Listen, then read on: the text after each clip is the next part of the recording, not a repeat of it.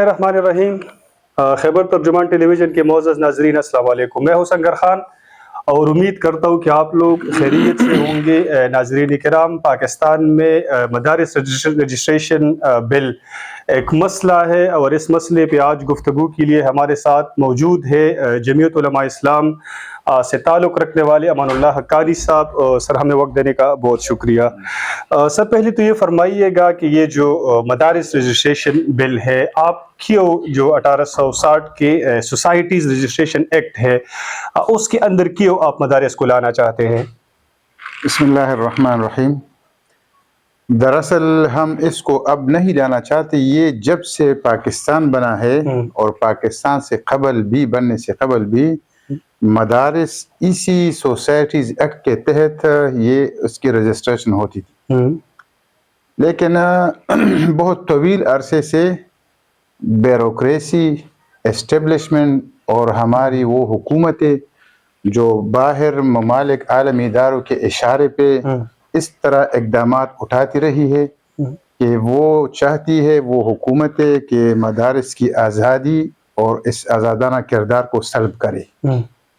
چونکہ مدارس جو جس قانون کے تحت، جس ایکٹ کے تحت رجسٹریشن اس کی ہوتی ہے، تو وہ اس میں چونکہ اس کی آزادی برقرار رہتی ہے اور اس کی آزادی پر کوئی قدغن لاگو نہیں ہوتی، بس فقط رجسٹریشن ہو جاتی ہے جس طرح کی دیگر جو این جی اوز ہے، تو مدارس بھی ایک این جی او ہے۔ 2019 میں جب مدارس اور اس وقت کی حکومت کے درمیان جو معاہدہ ہوا، جمعیت علماء اسلام نے اس وقت اس پہ بھی پروٹیسٹ کیا۔ 26 آئینی ترمیم کی جب بات ہو گئی تھی تو مولانا صاحب کے ساتھ یہ بات مانی گئی تھی کہ ہم اس کو اپروو کریں گے۔ اب صدر صاحب نے واپس کیا ہے اعتراضات کے ساتھ یہ بل، اور 26ویں آئینی ترمیم پہ انہوں نے سائن کیا ہے۔ تو کیا آپ یہ دھوکہ سمجھتے ہیں جمعیت علماء اسلام کے ساتھ؟ دیکھو، اگر میں تھوڑی سی تاریخی پس منظر آپ کو بیان کروں گا تو سامعین کو یہ مسئلہ آسانی سے سمجھ آ جائے گا۔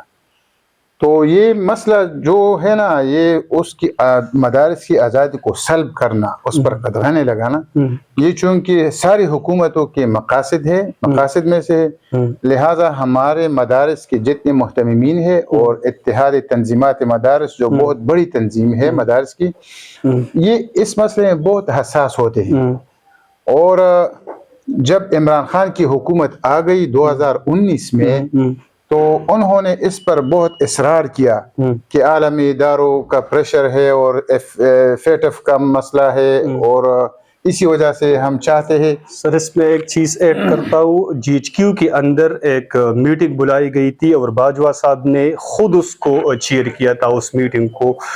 خان صاحب کا میرے خیال میں اس کا کوئی وہ بھی مجبور تھا، سب کچھ GHQ سے ہو رہا تھا۔ تو میں تو یہی آپ کو بتاتا، ابتدا سے میں نے آپ کو یہی بتایا کہ یہ دراصل حکومت تو کی اپنی مرضی نہیں ہے، اوپر سے باہر سے کچھ اسٹیبلشمنٹ کی طرف سے، کچھ باہر عالمی اداروں کی طرف سے وہ انڈر پریشر ہو جاتے ہیں۔ تو جب حکومت انڈر پریشر ہو جاتی ہے تو پھر وہ زور لاتے ہیں مدارس پر۔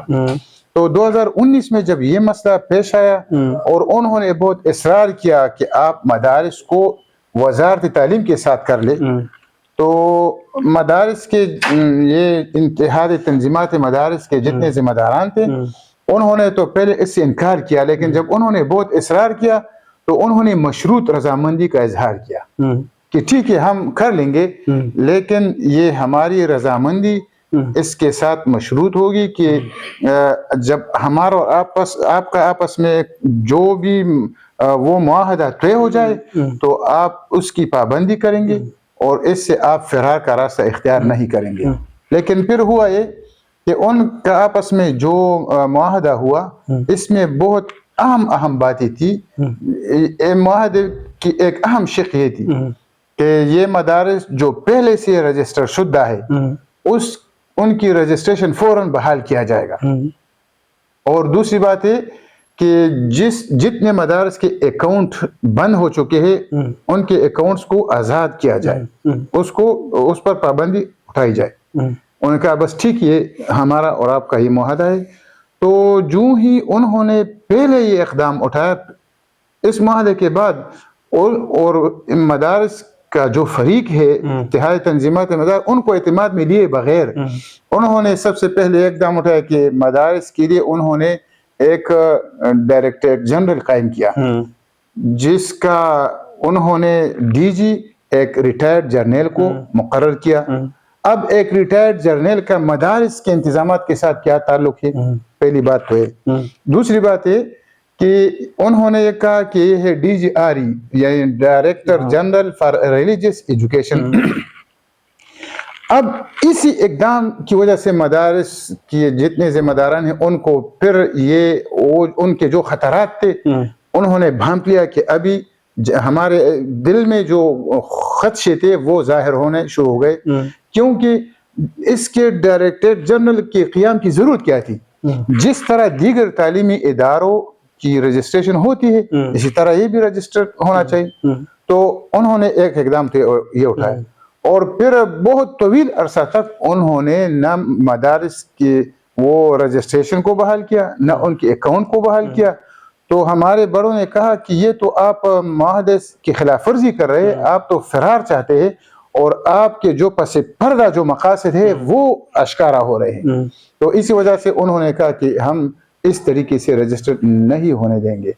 تو یہ مسئلہ چلتا رہا۔ پھر پی ڈی ایم کی حکومت جب آ گئی تو پی ڈی ایم کی حکومت کے ساتھ اتحاد تنظیمات مدارس اور جمعیت علماء اسلام کے قائدین کی میٹنگز ہو گئی، اور ان کا آپس میں بات طے ہو گئی کہ یہ جو ابھی 26ویں آئینی ترمیم کے دوران جو بل پاس ہوا ہے دونوں ایوانوں سے، یہی مسودہ تھا۔ ان کا آپس میں یعنی بات طے ہو گئی، لیکن بس وہ بل اسمبلی میں پیش آنے کا موقع نہ آیا۔ تو اب جب 26ویں ترمیم کا مسئلہ زیر بحث آیا تو اگرچہ بنیادی بل میں یہ رجسٹریشن کا مسئلہ نہیں تھا، لیکن مولانا صاحب نے ان کو کہا کہ اگر آپ ہم سے 26ویں آئینی ترمیم میں امداد تعاون چاہتے ہیں تو ہماری چند اور بات ہے اس کو بھی اس میں ایڈ کر لیں۔ تو وہ سود کا مسئلہ، اور اسی طرح وہ اسلامی نظریاتی کونسل کے سفارشات کا مسئلہ، تو یہ مسئلہ سب سے اہم مسئلہ اس میں یہ تھا کہ مدارس کی رجسٹریشن پر جو پابندی ہے اس کو بحال کیا جائے گا، اور یہ بل جو ہے جس طرح اس بل میں جو ٹیکسٹ ہے اس میں اس کی تحت اس کی رجسٹریشن شروع کی جائے۔ تو پھر حکومت میں جتنے بھی یعنی جو شریک ہے جو پارٹیاں، تو انہوں نے اس پر اگری کیا، متفقہ طور پر بل دونوں ایوانوں سے منظور ہو گیا۔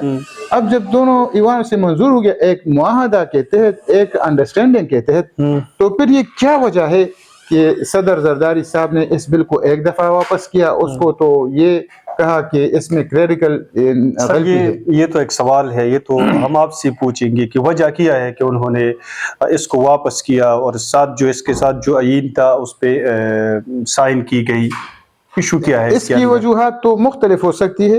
انہوں نے تو یہ بتایا ہے کہ میں نے ابتدا میں اشارہ بھی کیا، اور لیکن سب سے بڑی وجہ وہ تو صدر زرداری صاحب نے خود اس کو بیان کیا کہ ہمارے اوپر فیٹف کا دباؤ ہے، اور اسی وجہ سے ہم اس سے مسائل پیدا ہوئے، یہ مختلف وجوہات بیان کیے۔ تو اس کا مطلب ہے کہ وہ جو یعنی ہم تو چاہیے تو ہے کہ ہم اپنے ملک کے اندر جو دینی اداروں کی ضرورت ہے، پوری قوم اور پاکستان سے باہر بھی یہ دینی تعلیم جو اس کی نشر و اشاعت کرتے ہیں، یہ مدارس یہ بہت بڑی ضرورت کو پورا کرتے ہیں۔ لیکن اگر آپ باہر ممالک اور باہر قوتوں کے اشارے پہ اس طرح قانون سازی کرتے ہیں تو ہم مدارس کے ذمہ داران اس کے لیے قطعاً تیار نہیں ہے، چاہے اس کے لیے جتنی بھی قربانیاں دینے پڑے ہم اس کے لیے تیار ہیں۔ تو اسی وجہ سے انہوں نے تو خود اس کا اظہار کیا۔ لیکن اب تازہ جو صورتحال ہے تو انشاءاللہ امید ہے کہ حکومت کے مقابلے میں ہمارے اتحاد تنظیمات مدارس کے قائدین ڈٹ گئے ہیں، اور ابھی ہمارے قائد جمعیت مولانا فضل الرحمان صاحب نے ملاقات بھی کی ہے وزیر اعظم صاحب کے ساتھ، تو انہوں نے تو انشاءاللہ اچھی خوشخبری سنائی ہے کہ بہت جلد ہی وہ بل جو دونوں ایوانوں نے منظور کیا ہے، بہت جلد ہی وہ بل وہ ایکٹ کی شکل اختیار کرے گا، اور اس کو اس پر دستخط بھی کریں گے اور اس کو آخری مراحل سے گزار کر منظور کریں گے. سر مدارس تعلیمی درسگاہیں ہیں، اگر ایجوکیشن منسٹری کے ساتھ اس کی رجسٹریشن اس کے اندر کی جاتی ہے تو ایک بات سمجھ میں آ جاتی ہے، یہ تجارت اور یہ جو صنعت کی وزارت ہے اس کے اندر آپ لانا چاہتے ہیں تو اس کی سمجھ نہیں آتی ہے. میں آپ کو بتاتا ہوں لیکن تھوڑا سا مجھے وقت دیں گے تاکہ میں تفصیل سے بتاؤں. دراصل پاکستان میں جو تعلیمی ادارے ہیں وہ 3 قسم کے ہیں. ایک ہے سرکاری ادارے اور ایک ہے پرائیویٹ ادارے. اور پھر پرائیویٹ اداروں میں اور سرکاری اداروں میں اتنے نصابات ہے، اتنے نصاب ہے، نظامی تعلیم، نصابی تعلیم، کہ میں نے جو حساب لگائے 45 قسم کے نصاب پائے جاتے ہیں. یہ روٹس اور بیکن ہاؤس اور سٹی اور یہ جو کیڈٹ اسکول ہے، کالجز ہے، اور اسی طرح اور بھی بہت سارے یہ ہے گروپ آف ایجوکیشن ہے. تو ان کے اپنے اپنے نصابات ہیں اور اپنے اپنے نظام ہے. تو وہ تو ہے نا، وہ تو کمرشل ادارے ہیں، وہ کمرشل تعلیمی ادارے ہیں، بہت بڑی بڑی فیسیں وہ لیتے ہیں. لیکن اس کے بالمقابل مدارس جو ہے یہ ہے خالص فلاحی ادارے. یہ عوام کے بچوں کو مفت تعلیم دیتے ہیں، بلکہ الٹا ان پر پیسے بھی لگاتے ہیں، ان کو مفت کتابیں بھی دیتے ہیں، کھانا بھی دیتا ہے. تو یہ تو مطلب ہے کہ یہ تو پیسے نہیں کماتے بلکہ الٹا عوام کے بچوں پر پیسے لگاتے ہیں. تو جب اس طرح فلاحی ادارے ہیں تو بہت سارے فلاحی ادارے، این جی اوز، ٹرسٹ وغیرہ یہ انڈسٹری کے ساتھ 1860 ایکٹ کے تحت یہ رجسٹر ہوتے ہیں. تو چونکہ مدارس بھی تعلیمی ادارے ہیں لیکن فلاحی تعلیمی ادارے ہیں، اسی وجہ سے وہاں انڈسٹری کے ساتھ صنعت تجارت کے ساتھ نہیں، صرف انڈسٹری کے ساتھ وہ جب رجسٹر ہوتے ہیں تو اسی وجہ سے کہ وہ بھی ایک فلاحی ادارے ہیں اور این جی او ہے، اور اس کے ساتھ زیادہ چھیڑ چھاڑ بھی حکومتیں نہیں کرتی. تو اسی وجہ سے وہ اس پر اصرار کرتے ہیں کہ ہماری رجسٹریشن ان کے ساتھ ہو اور تعلیم کے ساتھ نہ ہو، کیونکہ حکومت پر جو سازشیں کرتی ہے ان کے لیے مسائل بناتی ہے. اور جو آپ نے دیکھا پہلے جو میں نے تفصیل بیان کی، تو اس میں وہ مسائل پیدا کرنے کے لیے وہ یہ تعلیم کے ساتھ اس کو اٹیچ کرنا چاہتے ہیں. لیکن ہمارے اکابر اور اتحاد تنظیمات مدارس کے جتنے قائدین ہیں وہ اب اس کے لیے قطعاً وہ روادار نہیں ہے. سر حکومت پہ دباؤ زیادہ ہے اس بل پہ سائن کرنے کے لیے. فرض کرے اگر حکومت اس پہ سائن نہیں کرتی ہے، آپ کا یہ مطالبہ نہیں مانا جاتا ہے، تو حکمت عملی کیا ہوگی؟ دیکھو میں آپ کو بتاؤں کہ اگر حکومت پہ زیادہ دباؤ ہے تو چند دن قبل امریکہ نے ہمارے جو یہاں پر جو بیلسٹک میزائل پروگرام ہے انہوں نے ان 4 اداروں پر پابندی لگائی، اور پاکستان نے پھر کیا کہا کہ ٹھیک ہے پابندیاں لگائے، ہمیں کوئی پرواہ نہیں ہے. تو جو بیلسٹک میزائل کا جو نظام ہے وہ ہمارے جغرافیائی سرحدوں کی محافظ ہے. تو اگر وہ ہمارے جغرافیائی سرحدوں کی حفاظت کرتا ہے وہ نظام، تو یہ مدارس ہمارے نظریاتی سرحدات کے محافظ ہے. لہٰذا ہم اس پر بھی سمجھوتا نہیں کر سکتے، نہ اس پر کوئی کمپرومائز کسی کے ساتھ بھی نہیں کر سکتے، کیونکہ یہ جغرافیائی سرحدوں سے نظریاتی سرحدات کی حفاظت کرنا یہ بہت اہم ہے. تو اگر حکومت ہمارا جو موقف ہے اس کو اس کے ساتھ ایگری نہیں کرنا چاہتی، تو پھر ہمارے اکابر نے اعلان کیا ہے کہ پھر ہم حیات آباد کا رخ کریں گے، اسلام آباد کا رخ کریں گے. سر اس میں ایک سوال ہے، جب پاکستان تحریک انصاف اپنے حقوق کے لیے احتجاج کرتی ہے تو جمعیت علماء اسلام کی طرف سے بشمول ساری اپوزیشن پارٹیز کی طرف سے اس میں یہ ایک تنقید آتی ہے کہ یہ احتجاجی تحریک کے اسلام آباد پہ دعویٰ بولنا ہے اور یہ چڑھائی ہے. تو اب آپ اپنے حقوق کے لیے جب اسلام آباد پہ چڑھائی کریں گے تو کیا یہ تضاد نہیں ہے آپ جو کہتے ہیں اور آپ جو کرتے ہیں؟ دیکھیے چڑھائی ایک علیحدہ تصور ہے چڑھائی کا، اور احتجاج کا علیحدہ تصور ہے. ہم نے پہلے بھی پرامن بہت سارے احتجاج کیے ہیں، وہاں دھرنا دیا ہے، لیکن اس میں ایک گملہ تک نہیں ٹوٹا ہے. اور اس کے برعکس آپ پی ٹی آئی نے جتنے بھی احتجاج کیے ہیں اور وہاں پر انہوں نے جو ہڑبھنگ مچا ہے اور انہوں نے جو تباہی لائی ہے تو وہ تو ظاہر ہے کہ اس میں اور ہمارے احتجاج میں زمین آسمان کا فرق ہے. تو پرامن احتجاج اور اس کسی غیر قانونی حکومت کے اقدامات پر احتجاج کرنا یہ تو ہر شہری کا حق ہے, اور جمہوری نظام میں تو یہ ایک بنیادی چیز ہے. تو پرامن احتجاج کے ہم کبھی بھی یہ مخالف نہیں رہے. مولانا صاحب, پاکستان تحریک انصاف کے قائدین جو جیل سے باہر قائدین ہیں, انہوں نے ایک کوشش کی ہے, مولانا صاحب سے مل چکے ہیں, ایک ساتھ چلنے کی باتیں بھی ہو گئی تھی, پاکستان تحریک انصاف کی طرف سے آفرز آئے ہوئے تھے. تو کیا آپ کیا دیکھتے ہیں کہ پاکستان تحریک انصاف کے ساتھ جمعیت علماء اسلام چل سکتی ہے یا چلے گی؟ دیکھیں, اگر تحریک انصاف جمہوری جو روایات ہے اور پاکستان کے آئین کے اندر اگر ان کی جدوجہد ہے اور ان کے ساتھ کہیں پر ظلم ہو رہا ہو تو ہم تو ظلم کے خلاف ہر کسی کے ساتھ تعاون کے لیے تیار ہے. اور مولانا صاحب نے تو ان کے ساتھ یعنی بہت ساری باتوں میں وہ ان کے ساتھ متفق ہو گئے ہیں, خصوصاً جب وہ بھی حزب اختلاف میں ہے اور ہم بھی ہے.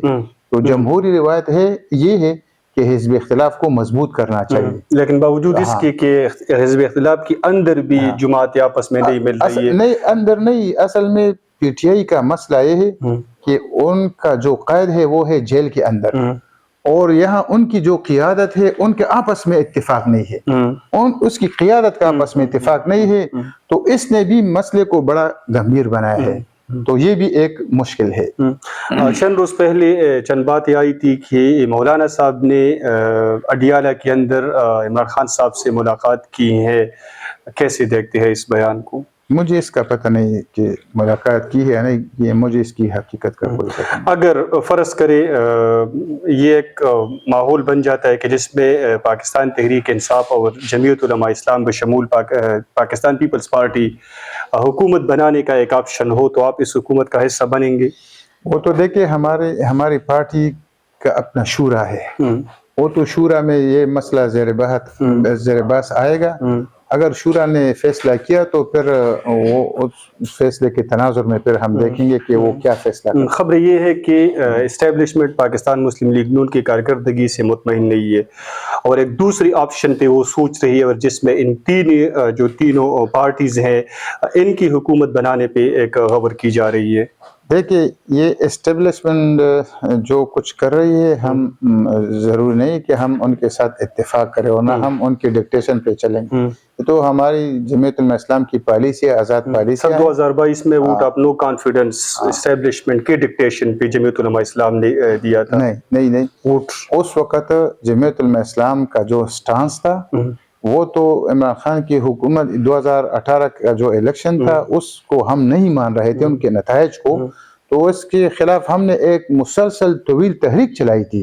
تو اس تحریک کے نتیجے میں وہ ماحول بنا, تو پھر ہم نے بھی اس میں. ٹھیک ہے سر, آپ نے ہمیں وقت دیا, بہت بہت شکریہ. ناظرین, آپ نے یہ گفتگو سنی. اگلے پروگرام میں ملاقات ہوگی, اس وقت تک خوش رہیے. اللہ حافظ.